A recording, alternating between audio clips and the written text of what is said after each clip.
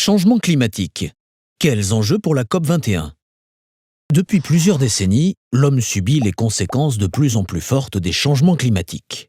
Élévation du niveau de la mer, augmentation du nombre de catastrophes naturelles, sécheresse ou ouragans par exemple, ou menaces sur la production alimentaire.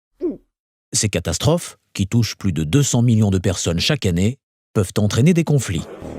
Les scientifiques en sont sûrs à 97%. Cela est dû à l'activité de l'homme qui émet des gaz à effet de serre, GES. C'est pourquoi, en 1992, les pays membres de l'ONU se sont réunis à Rio lors du sommet de la Terre et ont créé la Convention cadre des Nations Unies pour le climat, qui prévoit entre autres des actions pour limiter la hausse des températures. Depuis 1995, des conférences des parties, COP, sont organisées chaque année pour mettre à jour la Convention. En 1997, suite à la COP de Kyoto, certains pays développés et historiquement responsables des émissions se sont engagés à réduire d'ici 2012 leurs émissions de GES de 5% par rapport à 1990. Mais ce n'est qu'un début, car il faudrait que ces pays réduisent leurs émissions d'au moins 75% d'ici 2050 pour limiter la hausse des températures à 2 degrés. En 2009, la COP de Copenhague a tenté de trouver une solution pour prolonger ces engagements, sans succès.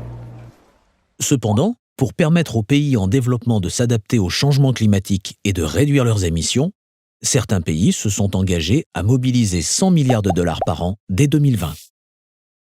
Fin 2015, la 21e édition de la COP se tiendra à Paris. Mais avant, tous les pays devront remettre à l'ONU leurs propositions de contribution volontaire à la réduction d'émissions de GES.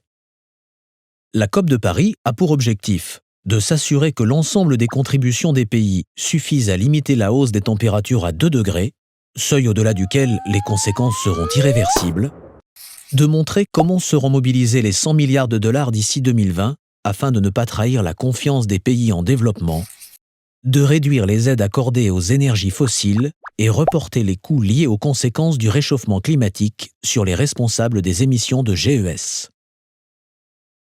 Voici l'enjeu de la COP de Paris. Agir avant qu'il ne soit trop tard.